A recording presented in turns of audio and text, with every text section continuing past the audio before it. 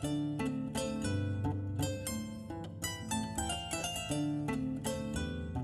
coup d'envoi officiel de la deuxième édition des Journées de l'étudiant et de l'entreprise a été donné ce jeudi 8 mai 2025 au Palais des Sports d'Abidjan-Treichville par le ministre de l'Enseignement supérieur et de la Recherche scientifique, professeur Adama Diawara.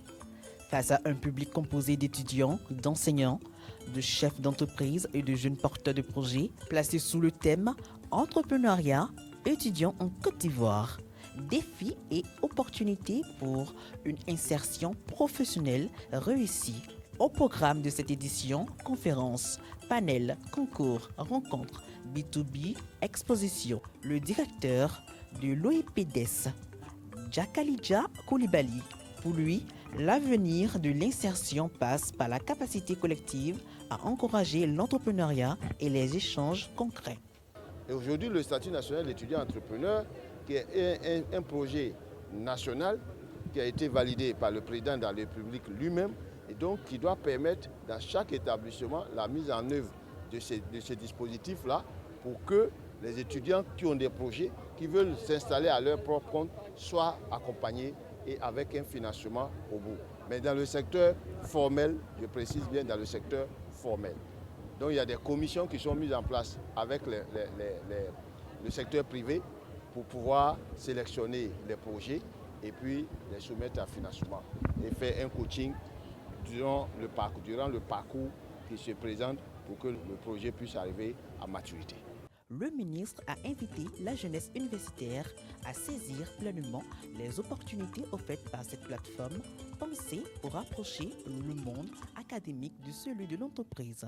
Le fait d'organiser les journées de l'étudiant et de l'entreprise, alors ces journées-là font partie justement de cette dynamique de résolution du problème. En ce sens que vous l'avez vu tout à l'heure, une plateforme a été élaborée par l'Observatoire de l'insertion professionnelle des diplômés de l'enseignement supérieur.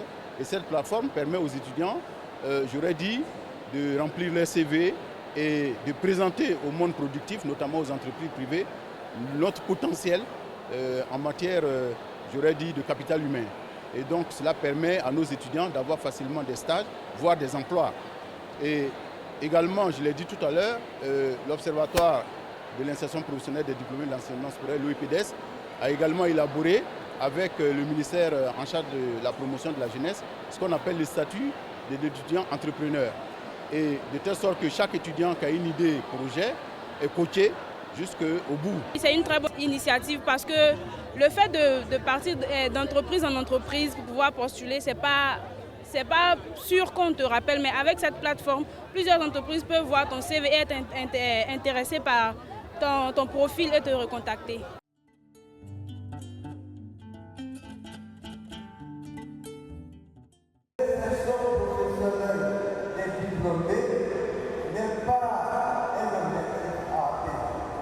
C'est une responsabilité partagée, un impératif stratégique, un défi essentiel de notre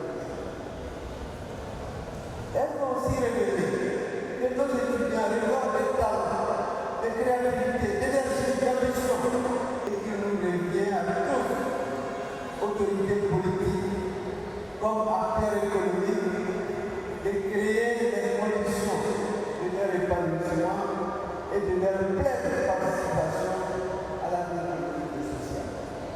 C'est une belle idée parce qu'elle permet aux étudiants de rencontrer des entrepreneurs, permet aux étudiants de rencontrer les professionnels des ressources humaines afin de recevoir des conseils sur leur avenir, sur leur projet d'insertion professionnelle, sur comment adapter la formation qu'ils reçoivent à la facilité d'intégrer une entreprise. On a compris aujourd'hui que l'État qui ne peut plus donc assurer pleinement la charge d'absorber tous les diplômés, le secteur privé qui de son côté éprouve beaucoup de difficultés à absorber également les diplômés, eh bien la troisième voie, celle de l'entrepreneuriat, est celle qui se présente à nos étudiants.